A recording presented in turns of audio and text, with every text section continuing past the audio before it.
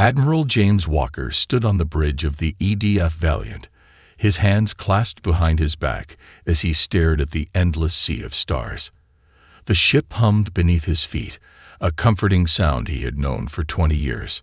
Earth's flagship was old by galactic standards, a relic, as their alien allies often said. But Walker knew better. "Status report," he said, his voice calm but firm.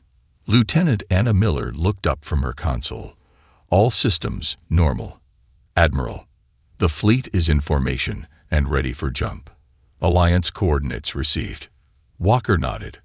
Earth had joined the Galactic Alliance just 20 years ago, a blink of an eye compared to species who had traveled the stars for thousands of years.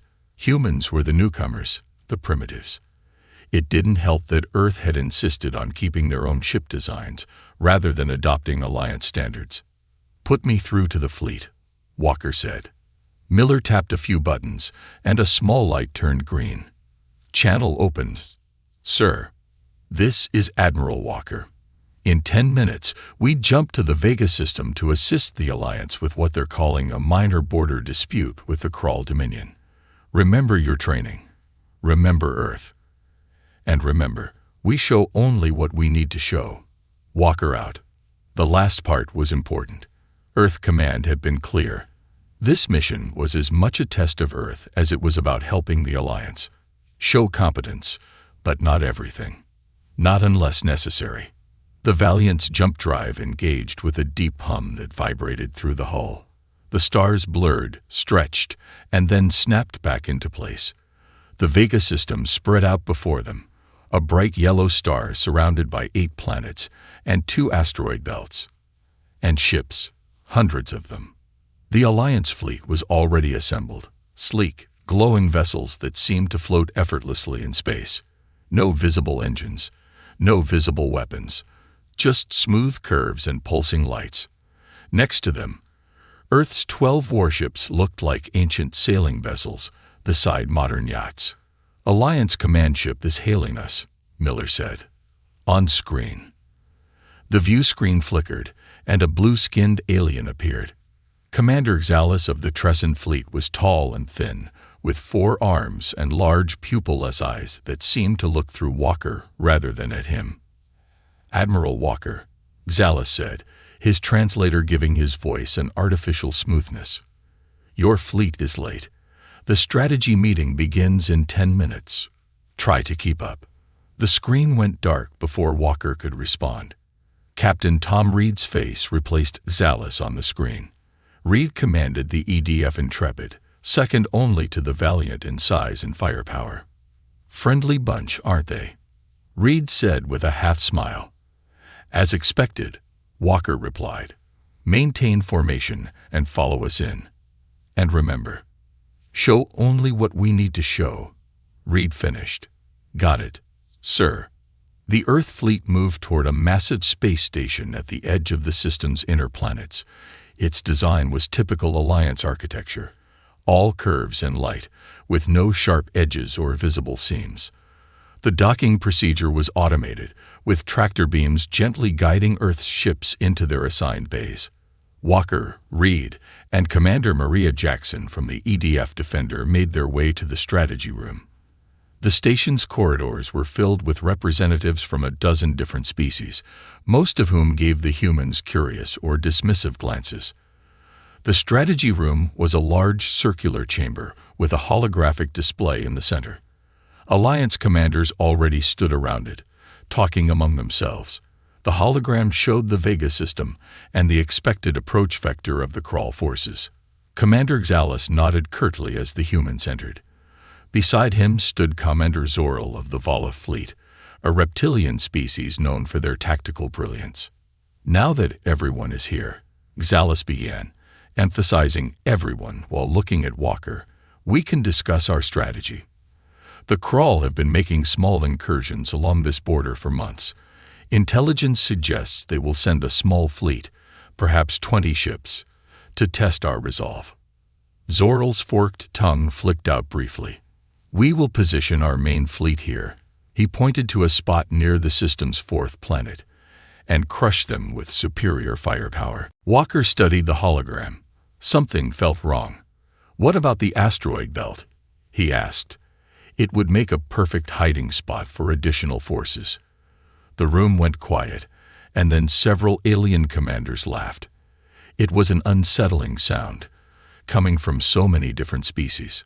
"This is why we put newcomers in the rear," Xalis said with obvious amusement. "The Krawl do not hide, Admiral. They are direct in their attacks, relying on their adaptive shielding. They have no need for your primitive tactics." Walker kept his face neutral. "Of course. Just asking." "Your Earth fleet will position here." Zoril pointed to a spot far from the expected battle zone. "Your vessels would not survive direct contact with Krawl weapons. Your role is to observe and learn how real space combat works." Reed shifted beside Walker, clearly annoyed, but a slight shake of Walker's head kept him quiet. "We have one question," Walker said carefully. "What makes you certain this will be a small incursion?" Xalis made a dismissive gesture with his lower right arm. "The Krawl are predictable. They test, they analyze, they withdraw. Only then do they commit significant forces." Commander Jackson spoke up. "And if they don't follow the pattern this time?" Another round of laughter, louder now. "Then we still crush them," Zoril said. "Our energy shields and particle weapons are generations beyond their technology, and millennia beyond yours." He looked pointedly at the projectile weapon holstered at Jackson's side. "You still used physical ammunition. It's charming." Walker felt a familiar calm settle over him, the same calm that had served him through dozens of battles in Earth's orbital conflicts before first contact. "We appreciate the instruction," he said with a slight bow. "Earth's fleet will follow your lead." As they left the strategy room, Reed moved close to Walker. "They have no idea what we can do," he whispered. "Let's hope it stays that way," Walker replied. The Earth fleet moved to its assigned position, appearing to comply fully with Alliance commands. From the Valiant's bridge, Walker watched as the glittering Alliance ships formed up in their battle formation. Beautiful, but predictable. Lieutenant Miller monitored the long-range scanners. "Sir," she said suddenly, "I'm picking up multiple jump signatures at the edge of the system." Walker moved to her station. "How many?" Miller's face paled slightly. "Not 20 ships, sir. I count at least 60. No, 70. Still increasing. Alert the Alliance command, and bring our fleet to full battle readiness." Quietly. On the main view screen, space seemed to ripple and tear as ship after ship appeared. Dark, angular vessels that absorbed light rather than reflecting it. The Krawl had arrived, and they had not followed the pattern. "Sir," Miller looked up at Walker, "the Alliance is hailing all ships." Commander Xalis sounds concerned. Walker allowed himself a small smile. "I bet he does. Put him through. This is not a raid." Xalis's voice had lost its mocking tone. "We are tracking over 100 Krawl warships. All vessels prepare for major engagement." "Acknowledged," Walker said. Then, after the channel closed, "And now we'll see who's charming." The Krawl fleet moved forward, their formation perfect and threatening. This was no border skirmish. This was an invasion. And Earth's relic warships were about to show the galaxy what they could really do. Chaos erupted across Alliance channels as over 100 Krawl warships advanced through the Vega system. The sleek Alliance vessels rushed to form a defensive line, their engines leaving trails of blue light against the darkness of space. "All ships reporting ready, Admiral," Lieutenant Miller said from her station on the Valiant's bridge. "Weapons hot but not targeted. Shields at maximum."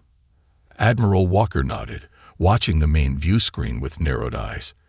The Krawl ships were exactly as Earth's intelligence had described. Angular black vessels with sharp edges and pulsing red lines along their hulls. They looked like predators, designed to inspire fear. "Hold position," Walker ordered. "Let's see how our advanced friends handle this." The Alliance fleet moved with impressive coordination, their formation spreading out to create a wall of energy shields. Commander Xalas's voice came through on the command channel, no longer mocking but clipped and professional. All vessels, engage on my mark. Target the lead crawl cruisers with concentrated particle beams. Walker exchanged glances with his bridge crew. Earth's tactical simulations had predicted this exact response, a show of overwhelming firepower meant to force a retreat.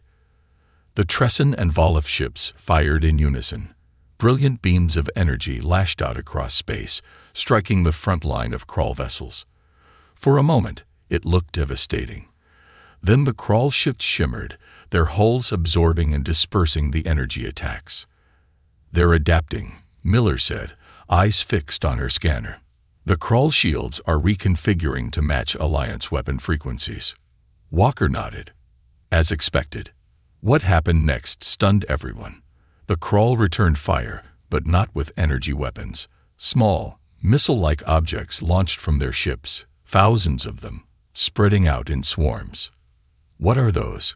Captain Reed asked over the command channel. The answer came seconds later. The swarms slammed into the Alliance shields, but instead of exploding, they attached themselves to the energy barriers. Each point of contact flared bright, and then dimmed, as the devices drained power from the shields. "Shield leeches," Walker muttered. "Clever." 3 Tresson ships suddenly lost their shields completely. The crawl fired again, this time with conventional energy weapons. Without protection, the beautiful Alliance vessels were torn apart, their hulls never designed to withstand direct hits. "Alliance fleet is taking heavy damage," Miller reported. "Their formations are breaking." Walker watched as the carefully planned Alliance defense collapsed in minutes. The crawl had studied their enemies well. Each Alliance tactic was met with a precise countermeasure. It wasn't just a battle. It was a slaughter. "Admiral, we're receiving a direct communication from Commander Xalas," Miller said, surprise evident in her voice. The view screen showed Xalas's command center, filled with smoke and flashing emergency lights. The commander's blue skin was now pale, almost white. "Earth fleet," he said, his translator struggling to maintain a steady tone. "We request immediate assistance. Our shields are ineffective against their current weapons." Walker kept his face neutral, though a part of him wanted to remind Xalas of his earlier mockery. "We're observing as instructed, Commander. What sort of assistance did you have in mind?" A nearby explosion rocked Xalas's ship, and the image shuddered. "Anything. Do what you can. We're being decimated." Walker turned to Miller after the transmission ended. "Tactical analysis." Miller's fingers flew over her console. The crawl are focused entirely on countering energy-based weapons and shields. Their vessels show minimal point defense systems for physical projectiles. They've never faced our type of weapons before. "They've adapted to fight ghosts," Walker said quietly, then raised his voice. "Battle stations. All ships, prepare for offensive maneuvers." He opened the fleet-wide channel. "Earth Fleet, this is Admiral Walker. Form up on the Valiant. Weapons free, but hold fire until my command." The 12 Earth ships moved with practiced precision, forming a tight, arrow-shaped formation with the Valiant at the point. To anyone watching, it might have looked like the humans were making a desperate, suicidal charge. Commander Jackson's voice came through from the Defender. "Sir, the Alliance ships are still in our line of fire." "They won't be for long," Walker replied grimly. "The crawl are pushing them back. We'll have clear shots in 30 seconds." The Earth ships accelerated together, their engines burning hot. Alliance vessels scrambled to get out of their way, probably assuming the humans were attempting to retreat from the battle. Walker waited, counting down in his head as they closed the distance to the crawl front line. The enemy ships didn't adjust their formation. They barely seemed to notice the approaching Earth vessels. "Targeting solutions locked," Miller announced. "All ships report ready." Walker took a deep breath. "All ships, fire." What happened next would be discussed in Alliance war colleges for generations. The Earth ships fired in perfect unison. Not beams of energy, but solid projectiles. Tungsten rods accelerated to near-relativistic speeds by massive electromagnetic rails that ran the length of each vessel. The weapons were simple in concept, ancient by galactic standards, and utterly devastating. The first volley tore through a Krull battlecruiser like it was made of paper. No energy shields, no matter how advanced, could stop physical objects moving at such speeds. The Krull vessel broke apart, atmosphere and bodies venting into space. For 3 seconds, there was silence on all channels. Then the Earth fleet fired again. And again. 6 Krull ships were destroyed in under a minute, their advanced defenses useless against weapons they had never encountered. The rest of their fleet began to turn, confusion evident in their suddenly erratic movements. "They're trying to adapt," Miller said, wonder in her voice. "But they can't. They have nothing in their systems to counter kinetic weapons of this scale." On the Alliance channels, stunned silence gave way to confused chatter. Commander Xalas's voice cut through it all. What are they firing?" Captain Reed's laugh could be heard across the command channel. "Just good old-fashioned metal, Commander. Moving really, really fast." The Krull fleet attempted to regroup, bringing their weapons to bear on the Earth ships. Energy beams lashed out, striking the Valiant and the other Earth vessels. But where Alliance ships had shattered under such attacks, Earth's warships held firm. Armor holding at 87%, Miller reported as the ship shuddered. Minimal penetration on decks 4 through 6. Repair teams responding. Walker nodded. "Return fire. Target their command vessels." Another volley launched from the Earth fleet, this time spread across multiple targets. The Krull began evasive maneuvers, but they were too slow, too unprepared for this type of combat. "Sir, we're being hailed by multiple Alliance ships," Miller said, unable to keep the smile from her face. "They're asking if we require assistance." Walker allowed himself a small grin. "Tell them we're managing for now, but we'd welcome their support when they're ready." He looked back at the view screen, where the Krull fleet was now clearly in disarray. Their formation had broken, their coordinated attack fallen apart in the face of Earth's primitive but devastating weapons. "Send to all Earth ships," Walker said. "Phase 2 begins now. Deploy drone swarms and prepare for close engagement." As the small, deadly drones launched from Earth's warships, Walker thought about all the mockery, all the dismissive comments about relics and outdated technology. Perhaps after today, the galaxy would learn an important lesson. Never underestimate humans and their capacity for warfare. The battle had only just begun. Space around the Valiant lit up with explosions as Earth's drone swarms engaged the Krull fleet. Unlike the sleek, single-purpose weapons of the Alliance, Earth's combat drones were small, ugly, and brutally effective. Each one carried a modest payload, just enough to damage a specific system on an enemy ship.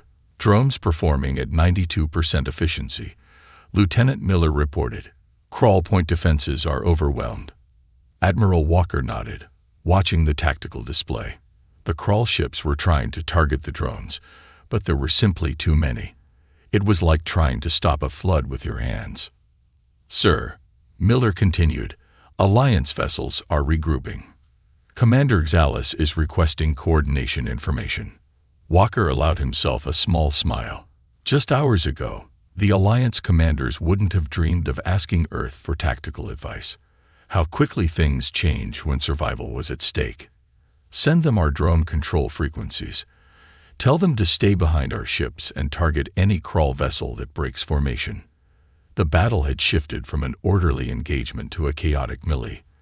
The Krull, their initial advantage lost, were struggling to adapt to Earth's unconventional warfare tactics.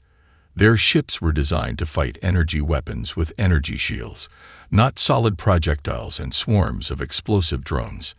Captain Reed's voice came through on the command channel. "Admiral, my forward section is heavily damaged. We've lost 2 railguns, but the rest of the ship is operational. On any Alliance vessel, such damage would have meant retreat or destruction. But Earth ships were different. They were built to take hits and keep fighting." "Maintain position, Tom," Walker ordered. Use what you have left. The EDF Intrepid continued firing, even with part of its bow torn open to space. Emergency bulkheads had sealed off the damaged sections, and the crew carried on as they had trained to do.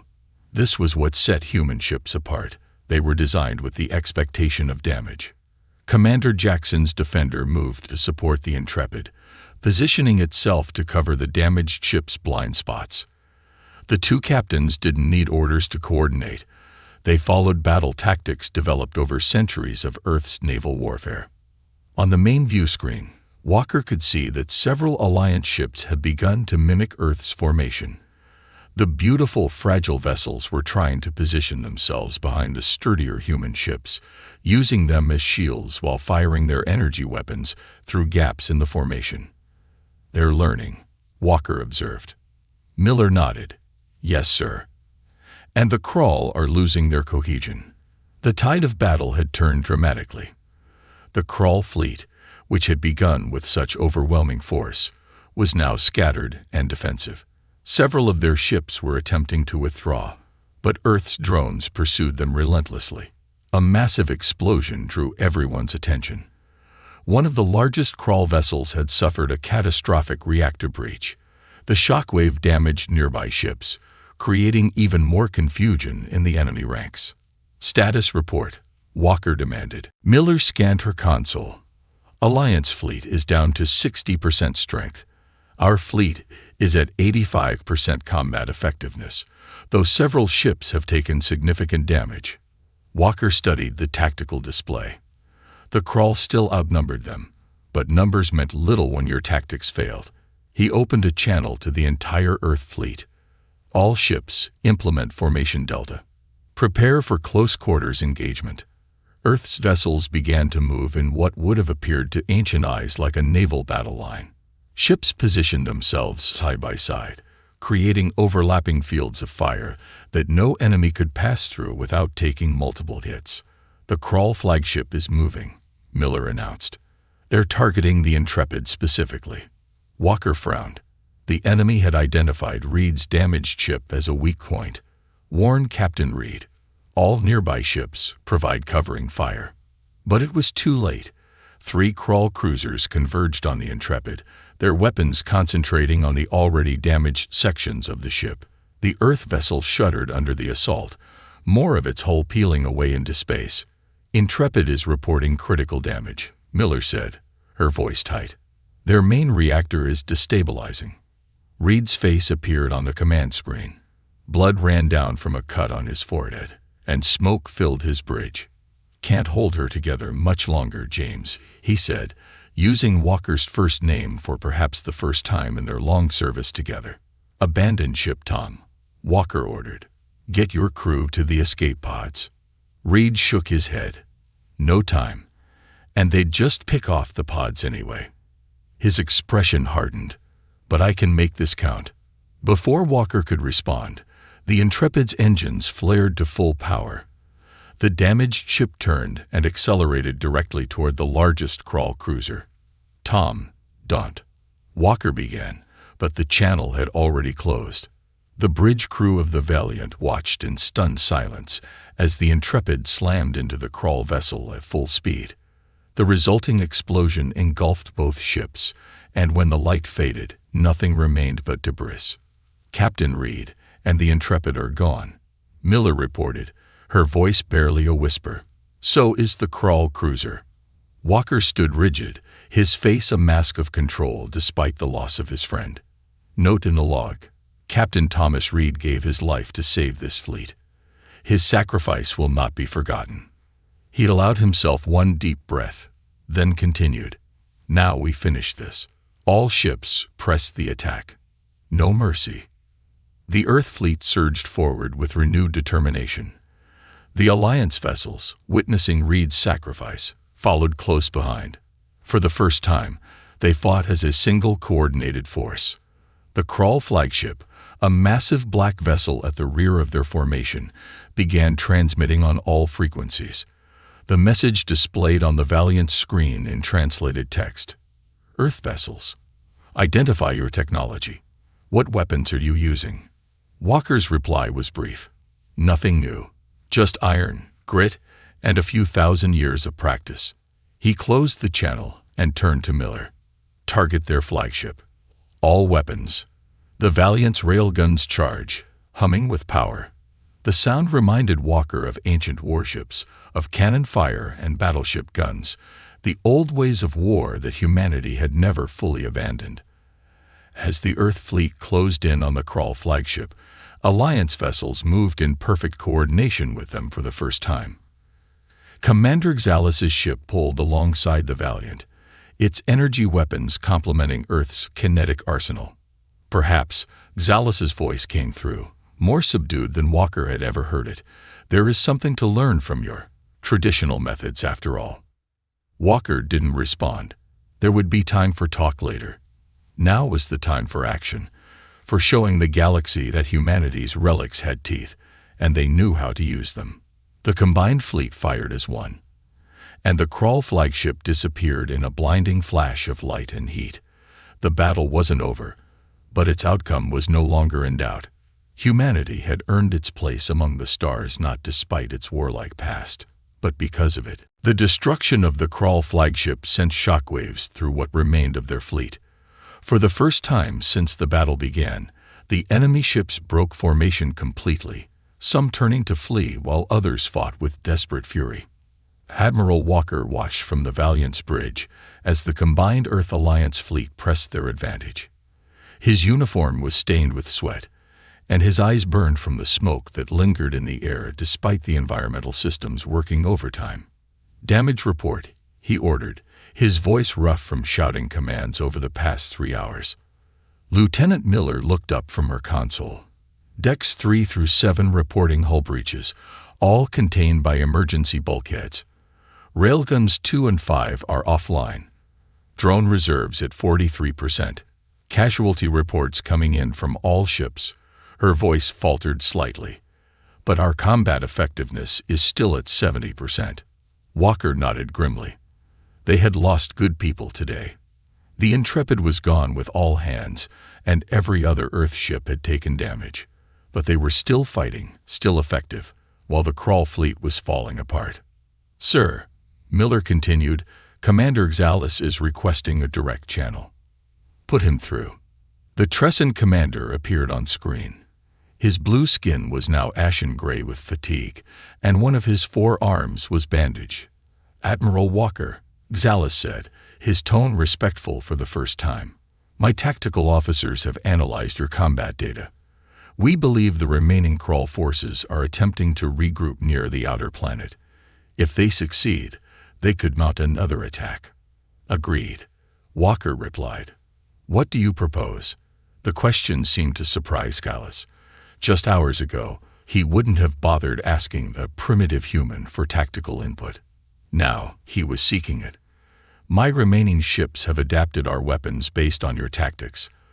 We can modify our energy beams to create kinetic impacts. Not as effective as your railguns, but it should help."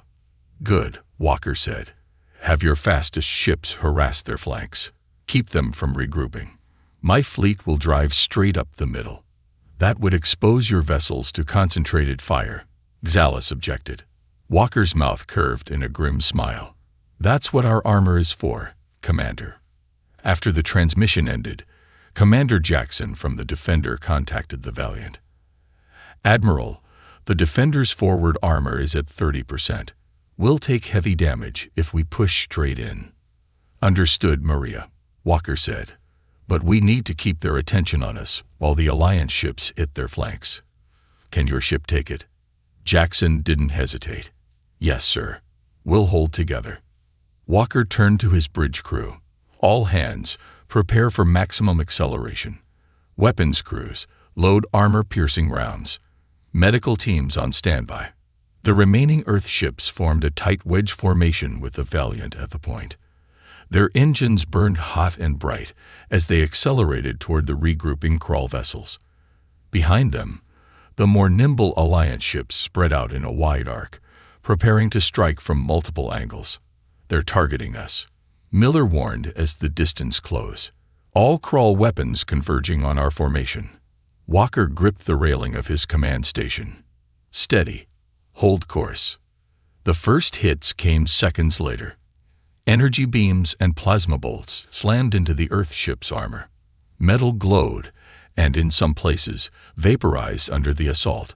But the ships continued forward, unrelenting. Armor failing on decks 9 through 12, a damage control officer reported. Emergency teams responding. Walker felt the ship shudder beneath his feet. Distance to target. 30 seconds to optimal firing range, Miller answered, her fingers dancing over her console to reroute power to critical systems. The Valiant's hull groaned as another hit struck home. Warning lights flashed across the bridge. A nearby console exploded in a shower of sparks, throwing a young officer to the floor. A medic rushed to help him. 20 seconds, Miller counted down. Walker opened a channel to the fleet. All ships, prepare to fire on my mark. Target their engine sections. The Earth vessels continued to absorb punishment as they closed the distance. On the tactical display, Walker could see the Alliance ships beginning their attack runs on the Krull flanks. Commander Xalis had kept his word. 10 seconds. The Defender took a direct hit to its bridge section. For a heart-stopping moment, Walker thought they'd lost another ship, but then Jackson's voice came through, strained but determined. Defender is still operational. Bridge relocated to auxiliary control. 5 seconds. The Krull ships began to adjust their formation, finally realizing the danger of the head-on assault. But it was too late. Mark. Walker shouted. The Earth fleet fired in perfect unison. Railguns launched their deadly projectiles at a significant fraction of light speed. At this range, there was no time for the Krull to evade.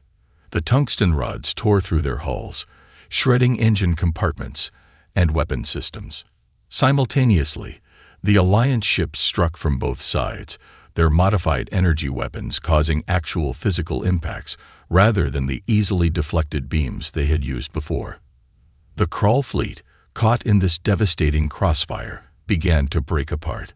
Some ships exploded outright, while others drifted powerless, their engines destroyed by the Earth fleet's precise targeting. Direct hits on 80% of targets, Miller reported, unable to keep the triumph from her voice. Alliance forces reporting similar success on their targets. Walker allowed himself to breathe again. Damage control. Status. Multiple hull breaches, sir. Life support failing on Deck 6. Railguns 1 and 4 still operational. The rest are offline. The battle wasn't over, but the momentum had clearly shifted. The remaining Krull ships, perhaps a third of their original number, were in full retreat, fleeing toward the jump point at the edge of the system. Should we pursue, Admiral? Miller asked. Walker studied the tactical display, considering their options. His ships were damaged, his crews exhausted. They had achieved their primary objective, defending the Vega system, but at a heavy cost. No, he decided. Let them go. They'll carry the message back to their leaders. What message is that, sir? Walker looked at the view screen, where the retreating Krull ships were visible as tiny points of light. That humanity isn't to be underestimated. That our relics have teeth. A new transmission came through. A direct message from Supreme Commander Gorv of the Krull forces. The alien's face filled the screen, his gray skin and 4 yellow eyes conveying an emotion Walker couldn't quite identify. Earth Commander, Gorv said through the translator, you have defeated us today with weapons our intelligence called obsolete. How is this possible? Walker considered his answer carefully. Your intelligence was incomplete, Commander Gorv. You prepared to fight energy with energy, shields with shields. You forgot the oldest lesson of warfare. And what lesson is that? Gorv demanded. That innovation comes from necessity. Earth hasn't known peace for most of its history. We've been fighting ourselves for thousands of years. War is in our blood. Gorv was silent for a moment. We will meet again, Earth Commander. Count on it, Walker replied. And next time, we won't be using just the old weapons. The transmission ended, and Walker turned back to his crew. Despite their exhaustion, their faces showed pride and determination. They had proven themselves against overwhelming odds. All ships, Walker ordered, stand down to recovery operations. Assist Alliance vessels as needed. And someone find Commander Zallis. I believe we have some tactical discussions to continue. As the Earth fleet began the long process of damage assessment and repair, Walker knew one thing for certain. The galaxy would never laugh at Earth's relic warships again. 3 days after the battle, Admiral James Walker stood in the Alliance Council chambers aboard the massive space station orbiting Vega Prime. The circular room was filled with representatives from 24 species, many of whom hadn't even known humans existed a week ago. Now, they all watched him with a mixture of curiosity, respect, and in some cases, unease. Walker's dress uniform was crisp and perfect, hiding the bandages beneath. Like many of his crew, he had refused to stay in medical bay once his wounds were stable. There was too much work to be done. The Alliance High Chancellor, a tall, willowy being named Troll whose species communicated through color patterns rippling across their skin, stood at the center of the chamber. The patterns currently displayed showed formal respect, very different from the dismissive flickers Walker had seen during his first council meeting. Admiral Walker, the Chancellor's translator, conveyed, "The Alliance Council has convened to formally recognize Earth's contribution to the defense of the Vega system. Without your fleet's intervention, this vital system would have fallen to the Krull Dominion." Walker nodded slightly, acknowledging the statement without speaking. Earth's diplomatic corps had coached him on Alliance customs, when to speak and when to listen. "Commander Zallis has requested to address the Council regarding the battle," the Chancellor continued, gesturing to where the Trescent commander stood. Zallis stepped forward, his movements stiff from his injuries. One of his 4 arms remained in a complex support device. He looked directly at Walker, and then turned to address the full council. "3 days ago, I considered Earth vessels primitive relics," Zallis began, his translator not hiding the humility in his voice. "I placed them at the rear of our formation, believing they would contribute nothing of value to our defense." He paused. "I was wrong." Murmurs spread through the chamber. Alliance commanders rarely admitted error so openly. Earth's fleet not only engaged the Krull effectively, but their tactics and technology proved decisive in the battle. When our advanced energy weapons failed against adaptive shielding, Earth's primitive kinetic weapons cut through the enemy like they were made of mist. Zallis turned back to Walker. "You fought like barbarians," he said, but there was no insult in his tone now, only respect. "Perhaps there is something to be said for the old ways." Walker stepped forward. "Now is the time to speak. The Earth Defense Fleet did what we were designed to do," he said simply. "We protected our allies. We defended our shared territory, and we sent a message to those who would threaten us." He looked around the chamber, meeting the eyes of various counselors. "Humanity may be new to the stars, but we are not new to warfare. For thousands of years, we fought each other, developing and refining the art of battle. When we found peace on our world, we didn't forget those lessons. We preserved them, hoping we would never need them again." The chamber was silent now, every being focused on Walker's words. "We didn't build our ships to impress anyone. We built them to survive, to fight, to win." Walker's voice grew stronger. "And while we hope for peace with all species, including the Krull, we will always be prepared for war." The Chancellor's skin rippled with thoughtful colors. "The Council has reviewed the battle data. Your casualties were substantial. The ship Intrepid was lost with all hands. Several other vessels severely damaged." Walker stood straighter, the pain of losing Reed and his crew still fresh. Captain Reed made the ultimate sacrifice to save others. Every member of Earth's fleet understood the risks when they enlisted. We honor their memory by continuing their mission. Lieutenant Miller stood at the back of the chamber, along with Commander Jackson and other survivors from the Earth fleet. Their faces showed their grief, but also their pride. "The Alliance has much to learn from Earth," the Chancellor admitted, colors flowing in complex patterns. "Our military doctrine has been complacent. We haven't faced a significant threat in generations. Commander Zoril, the Volith tactical officer who had once mocked Earth's weapons, stepped forward. I request permission to establish a joint training program with Earth forces. Our crews need to understand these alternative combat approaches. Walker nodded. Earth would welcome such cooperation. The Chancellor's translator conveyed their final statement. The defensive treaty with Earth will be upgraded immediately. Your world is no longer a provisional member, but a full alliance partner, with all rights and responsibilities that entails.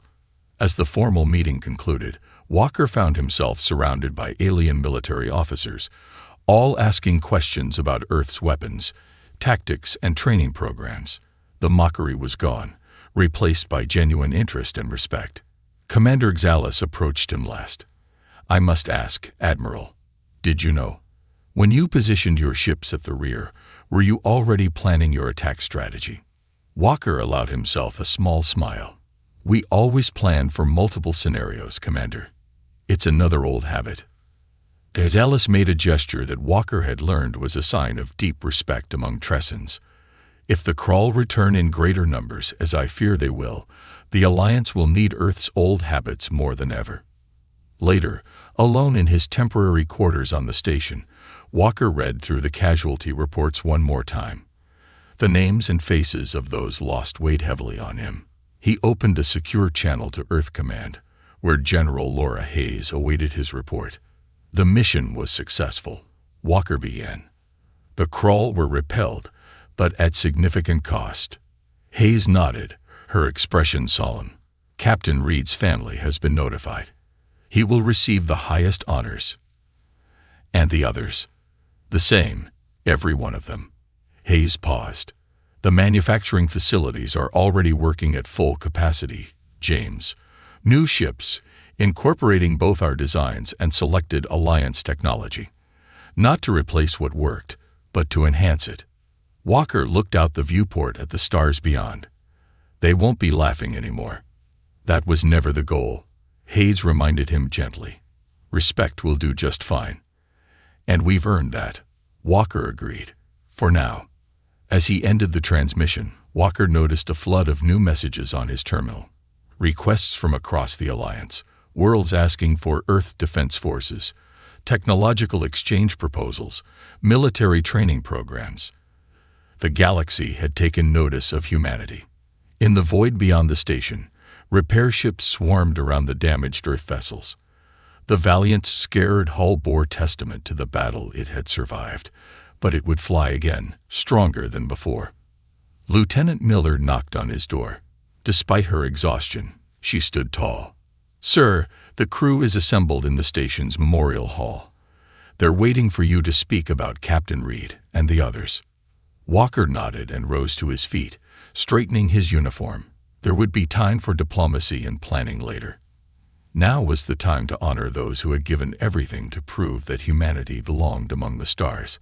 As he walked through the station corridors, Alliance personnel of various species stepped aside, offering gestures of respect. No one was laughing at Earth's relics anymore.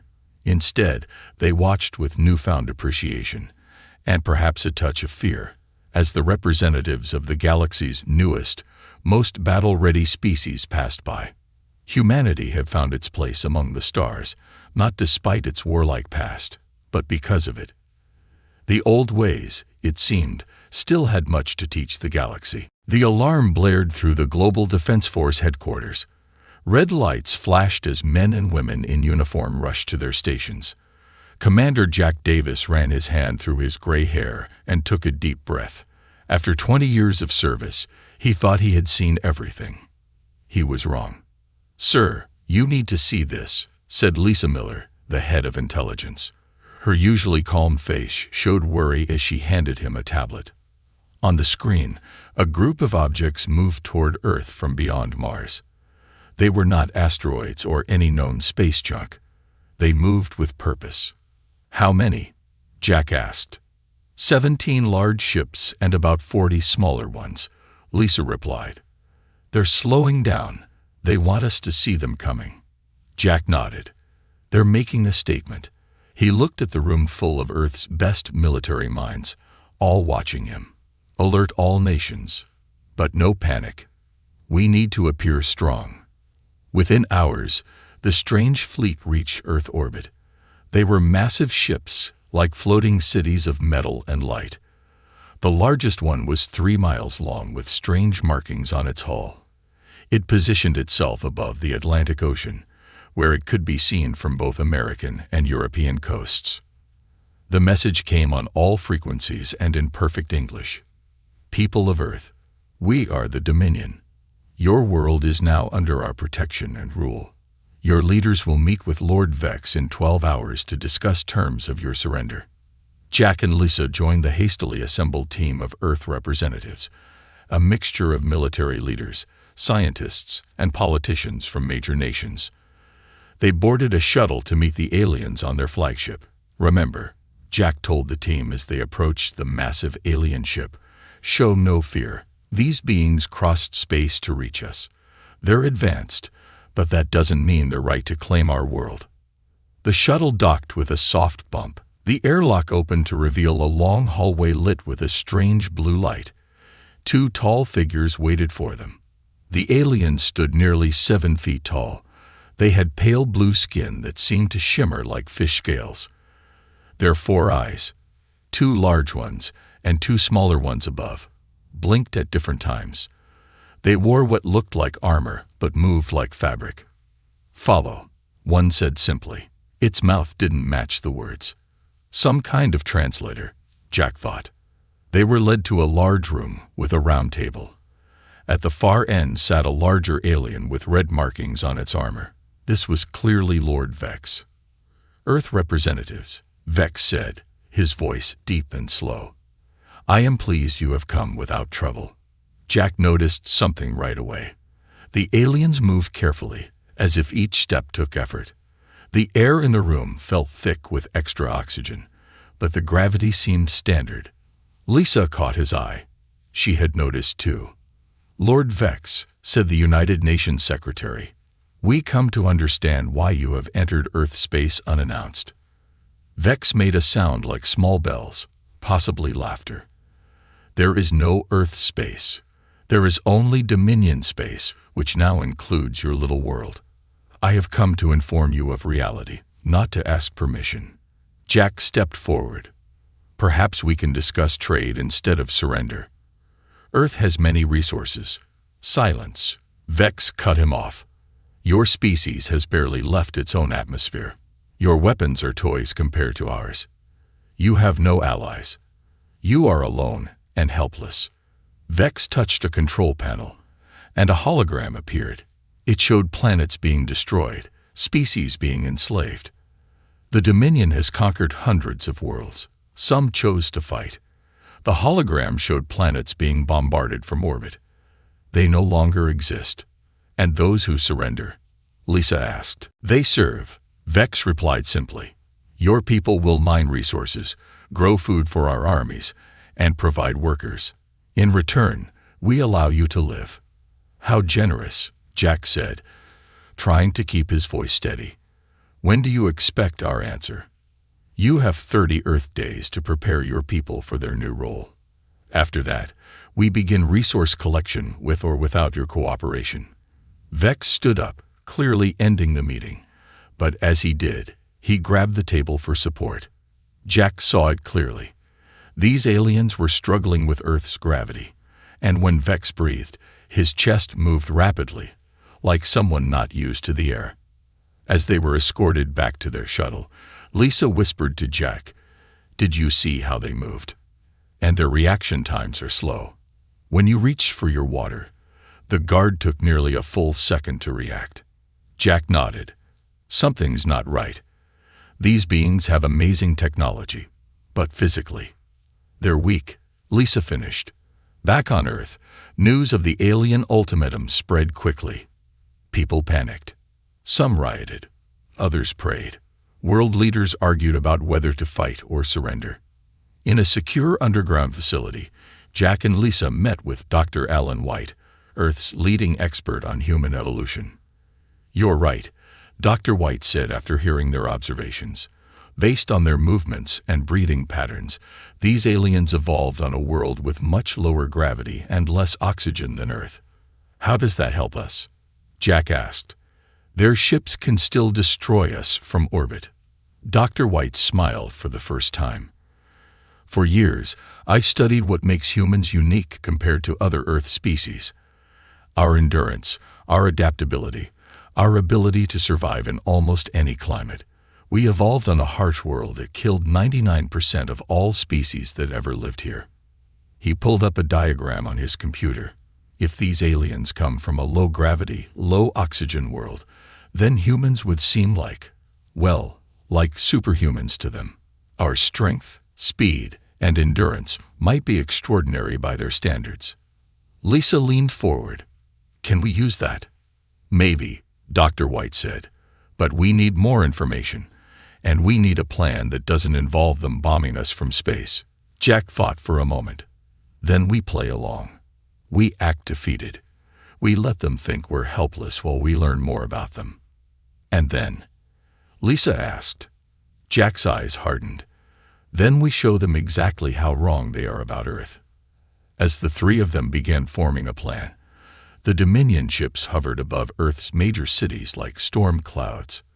Lord Vex watched through a view screen, already counting the resources this blue planet would provide. He had no idea what was coming. Dr. Alan White's lab was 20 floors underground.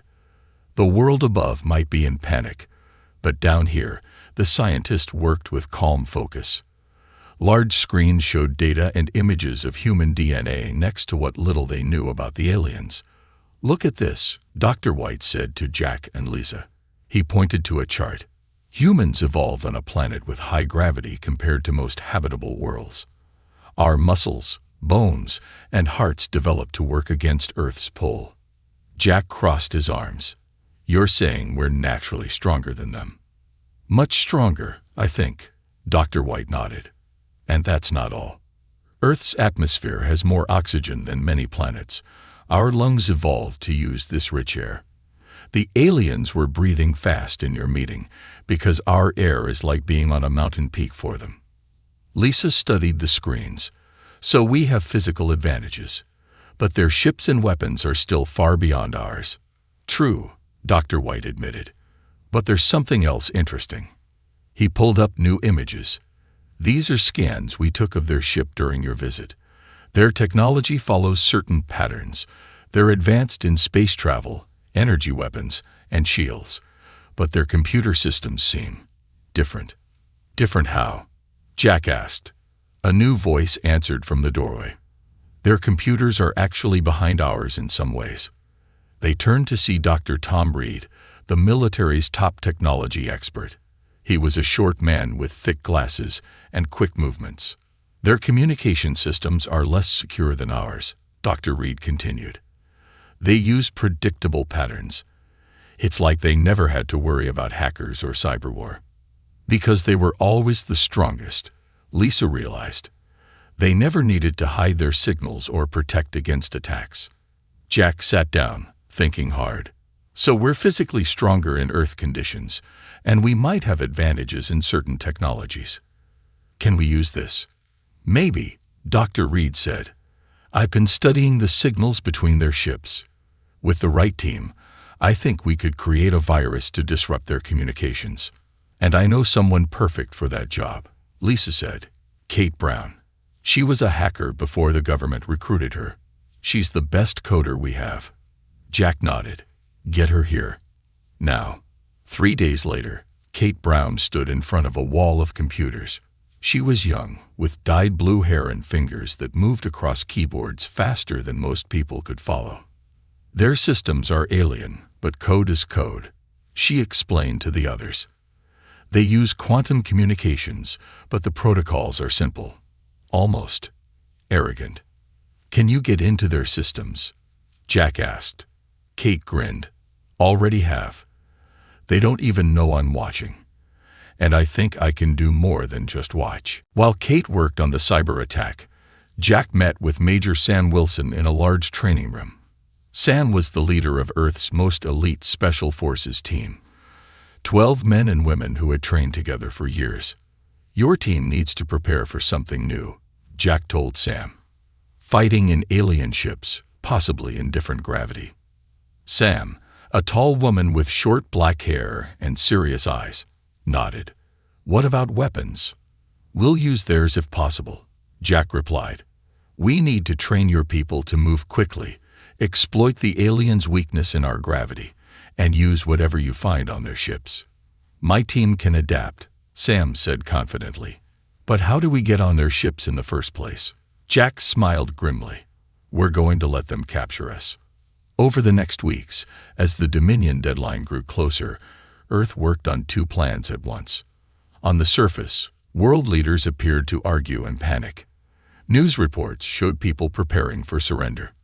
But underground, Operation Trojan took shape. Sam's team trained day and night in simulated alien environments.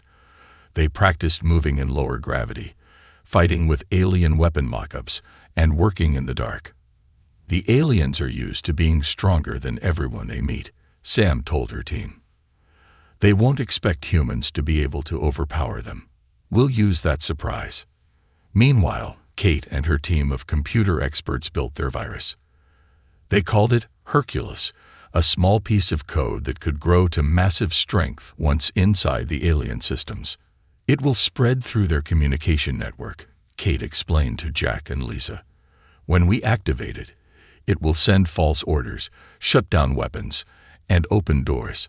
For about 20 minutes, their ships will be in chaos. 20 minutes isn't long, Jack said, concerned. It's all we'll get before they adapt, Kate replied. But it should be enough time for Sam's team to take control of at least one ship. On the 27th day, with only 3 days left before the Dominion's deadline, Jack called all the team leaders together. Tomorrow, we make our move, he told them. Dr. White has made these. He held up what looked like small metal buttons. These are quantum transmitters. Kate can use them to activate Hercules once you're aboard their ships. Sam took one and examined it. How do we get these on board? I'll be leading a delegation to discuss surrender terms, Jack explained. We'll have these hidden on us. Once on their command ship, we'll plant them where Kate can access their systems. And if they search you? Dr. Reed asked. These are made with elements not found on Earth, Jack replied. Their scanners won't recognize them as technology. Lisa stepped forward. There's something else you should know. Our deep space radar has detected more Dominion ships heading this way. If we don't stop this first fleet, Earth will face an even larger invasion force in about 3 months. The room grew quiet as everyone absorbed this news. Then we have no choice, Jack said firmly. We stop them now, with what we have. That night, as final preparations were made, Jack stood alone looking at a map of Earth. All those cities, all those people who didn't know what tomorrow would bring. Would their plan be enough, or would Earth become just another conquered world? A hand touched his shoulder. It was Lisa.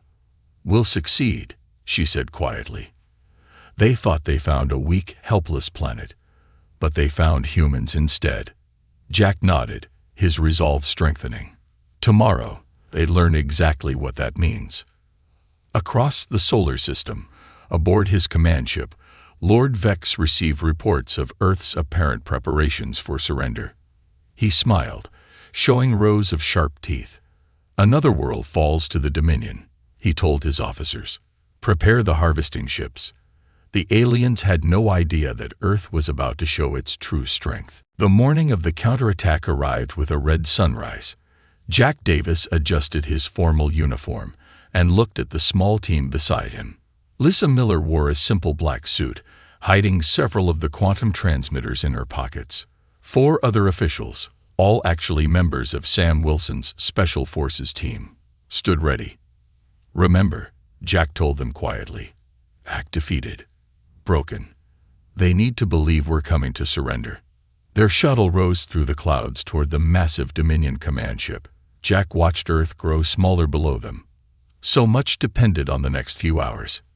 Inside the underground command center, Kate Brown's fingers flew across her keyboard. Screens around her showed the status of the Hercules virus, ready to deploy the moment Lisa planted the transmitters.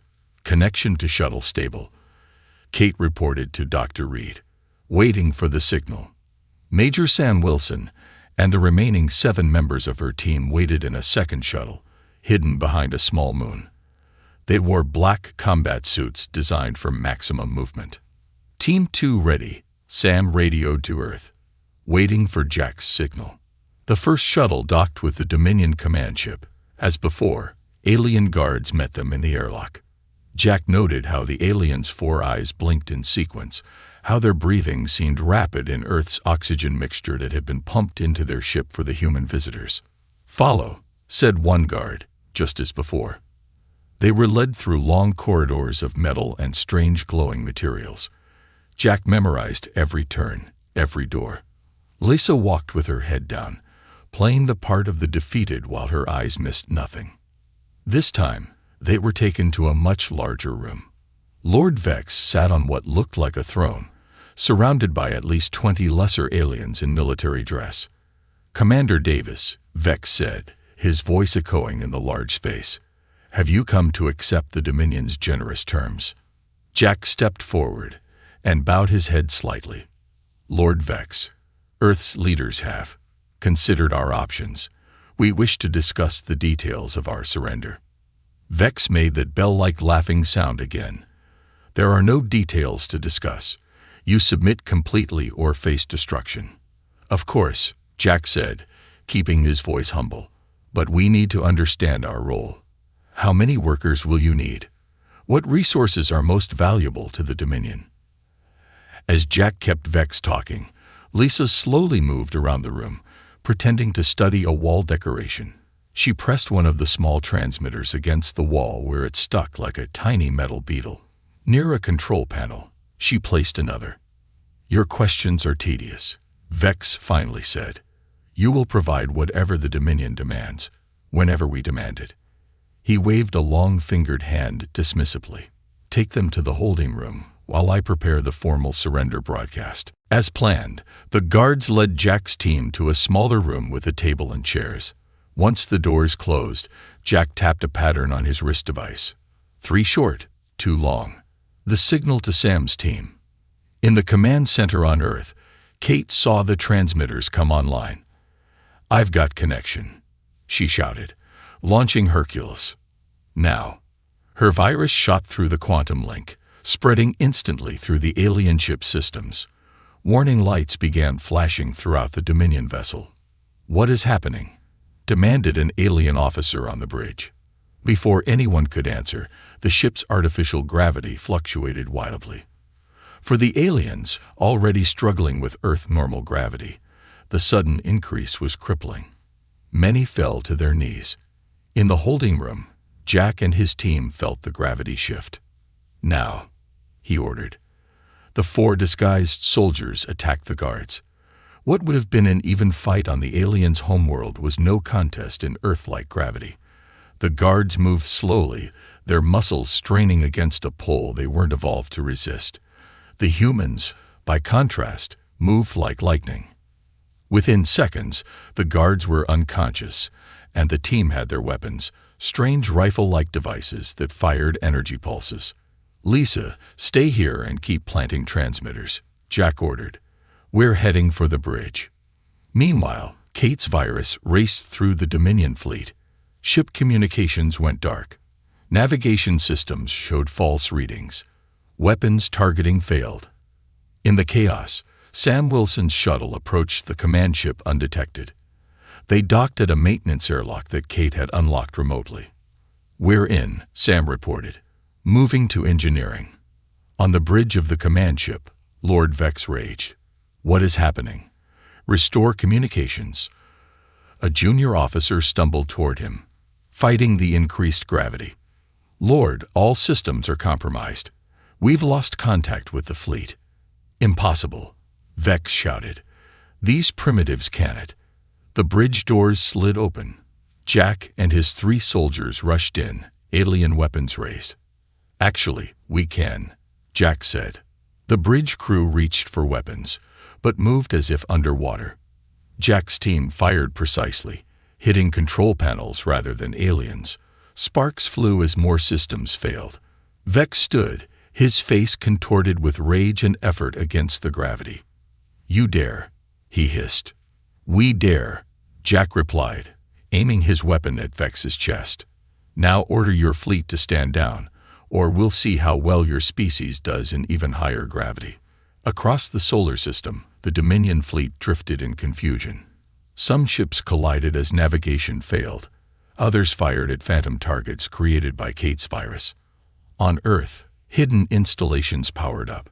These were humanity's secret weapons, reverse-engineered from a crashed alien scout ship found decades ago and kept hidden even from most humans.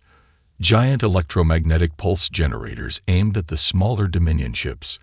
Gravity manipulation devices, similar to what the aliens used but modified by humans, created distortion fields around others.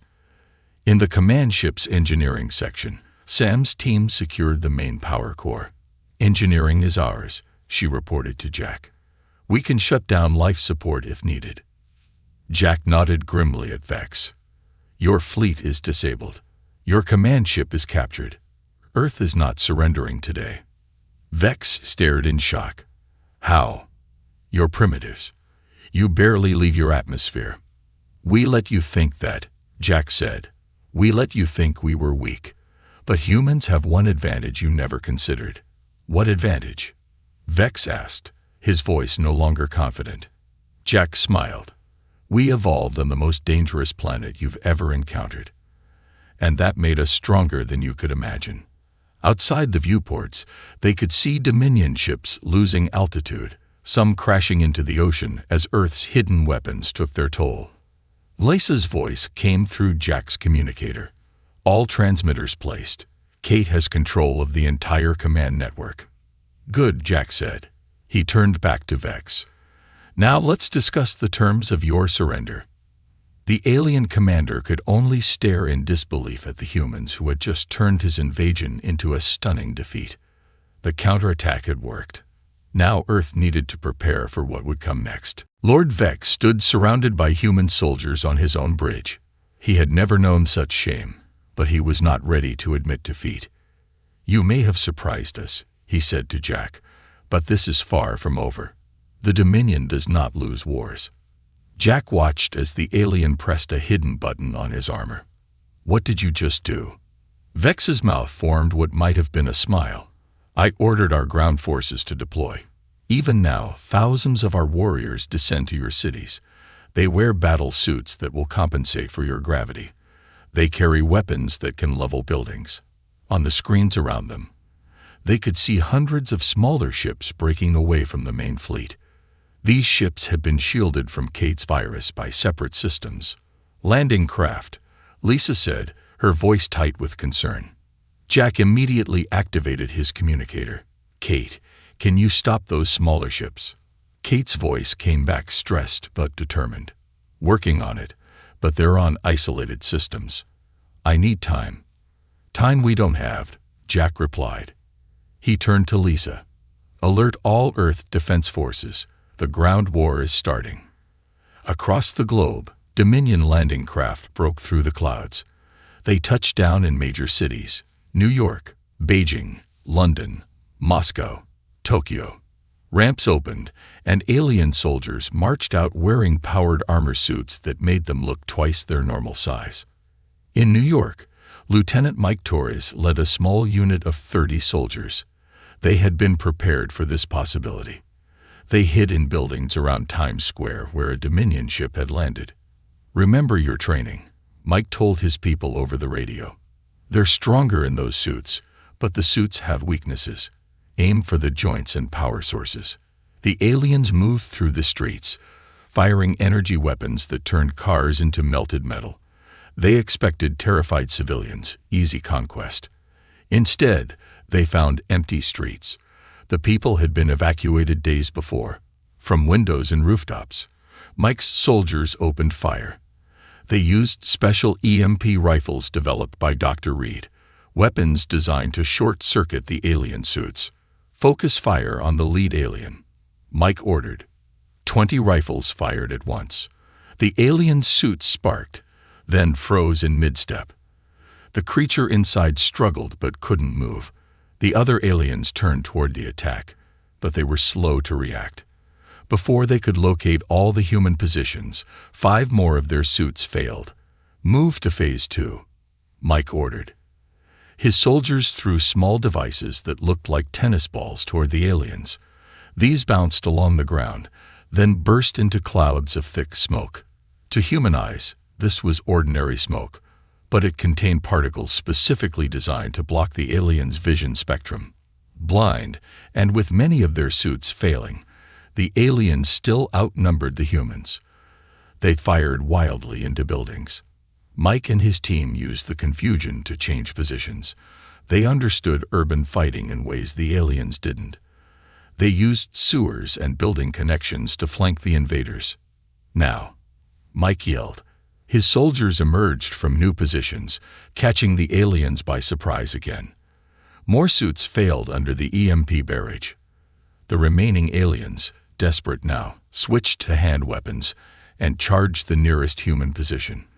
This was exactly what Mike had hoped for. Without their suits, the aliens found themselves fighting humans in Earth gravity. The battle quickly turned to hand-to-hand combat. And here, the difference was dramatic. Mike watched as one of his soldiers, a woman half the size of an alien, easily threw her attacker over her shoulder. Another soldier took hits from an alien that would have broken bones on the alien's world, but merely bruised the human. Across the globe, this scene repeated. In Beijing, local forces disabled the alien suits, then swarmed the helpless invaders. In London, police officers found they could outrun and overpower the aliens. In Moscow, civilians joined soldiers in pushing back the attackers. On the Dominion command ship, Jack watched the reports come in with growing hope. "We're winning the ground battles," he told Vex. "Your soldiers can't fight effectively on our world." Vex hissed in anger. "This is not possible. We study your weapons, your technology. We should be unstoppable." "You studied our technology," Lisa said, "but you didn't study us. Humans evolved over millions of years to survive on a planet that tried to kill us at every turn. We adapted. We endured. We're stronger than we look." Meanwhile, Sam's team worked to secure more of the command ship. They fought their way to the communications center, where they began broadcasting false orders to the landing parties. "Dominion forces, retreat to landing zone 4, Sam transmitted, using the aliens' own communication systems. The message went out in the Dominion language, thanks to the translation software Kate had developed.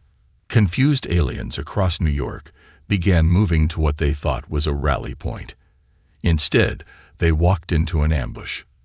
In the ship's engineering section, Sam's technical expert found a way to access the fleet's weapons controls. "I can disable their orbital weapons," she told Sam. "But I need time." "How much time?" Sam asked. 10 minutes.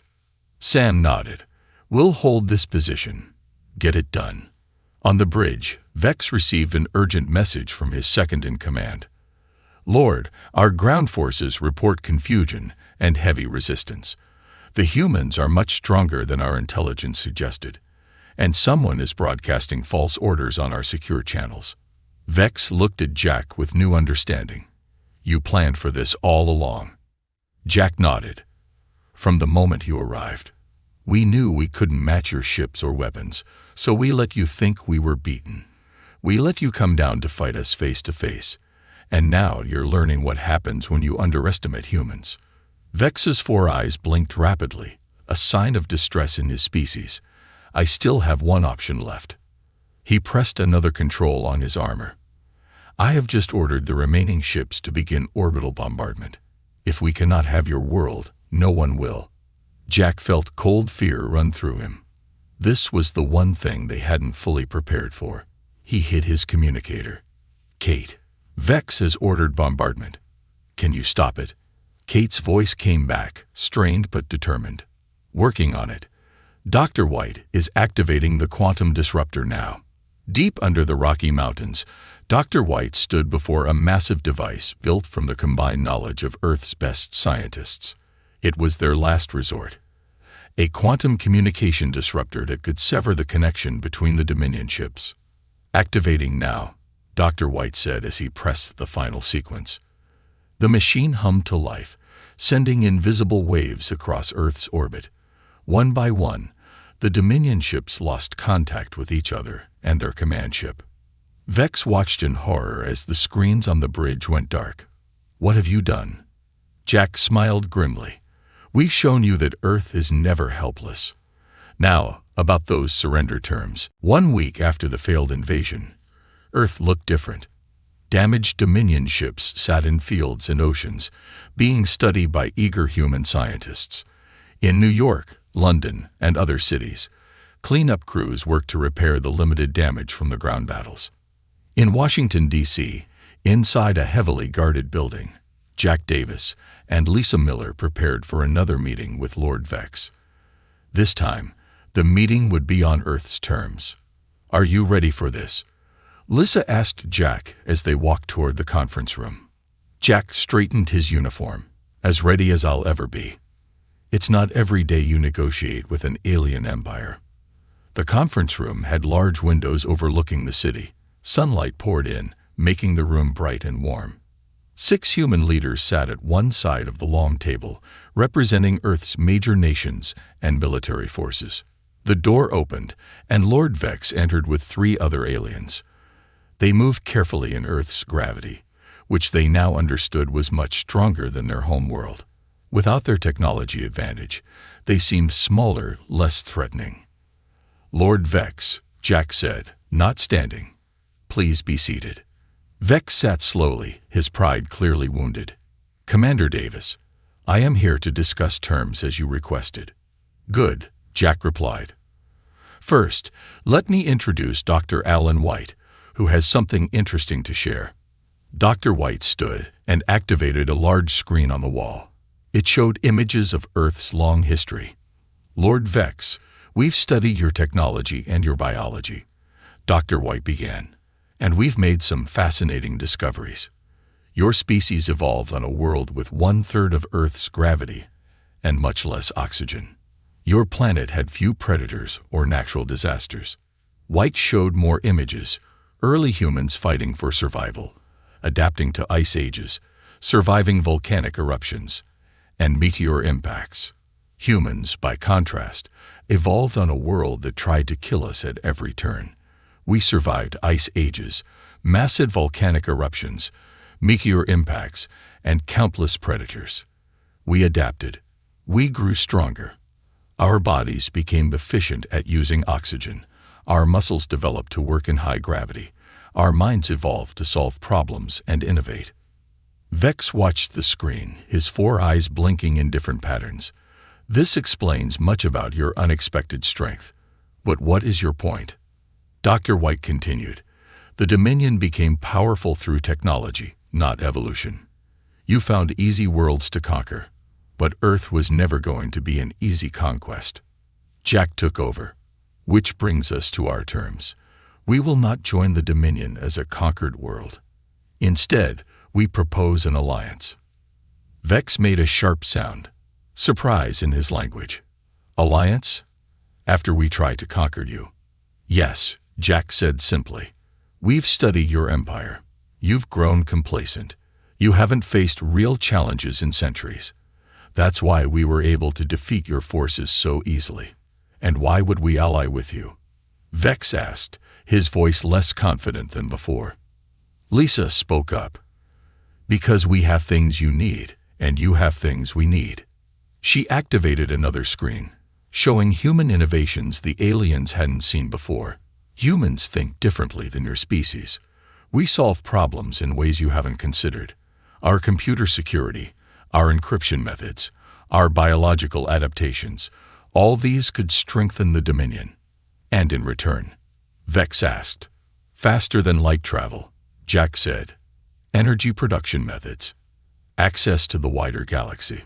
Vex was silent for a long moment. Then he said something surprising. "We've never been defeated before. Not in 500 years of conquest. There's a first time for everything, Jack replied. The question is, what will you learn from this defeat? 3 days of negotiations followed. The aliens were tough, but fair once they accepted their position. Earth would not supply slaves or unlimited resources. Instead, they would exchange technology, knowledge, and eventually, once trust was built, people, scientists, diplomats, and explorers. As the talks proceeded, Dr. White made another discovery. Look at this, he told Jack and Lisa one evening, showing them genetic data on a screen. The Dominion has conquered over 200 worlds, but most of those species share similar evolutionary backgrounds, low-gravity worlds, stable climates. So humans really are unique? Lisa asked. In their experience, yes, Dr. White replied. We're the first high-gravity, high-oxygen species they've encountered. They simply had no frame of reference for what we could do. On the final day of negotiations, Vex made an unexpected offer. The Galactic Council meets in 1 month, he told Jack. Earth should send representatives. Jack looked surprised. You want us at the council? Why? Because, Vex said, his voice carrying a new respect, the galaxy should know about Earth. About humans. There are threats beyond the Dominion. Enemies, even we fear. The galaxy needs what humans can offer. 1 month later, Jack stood with Lisa and Dr. White aboard a modified Dominion ship. Earth grew smaller below them as they accelerated toward the stars. For the first time, humans were traveling faster than light. Hard to believe a month ago they were trying to conquer us, Lisa said, watching Earth disappear from view.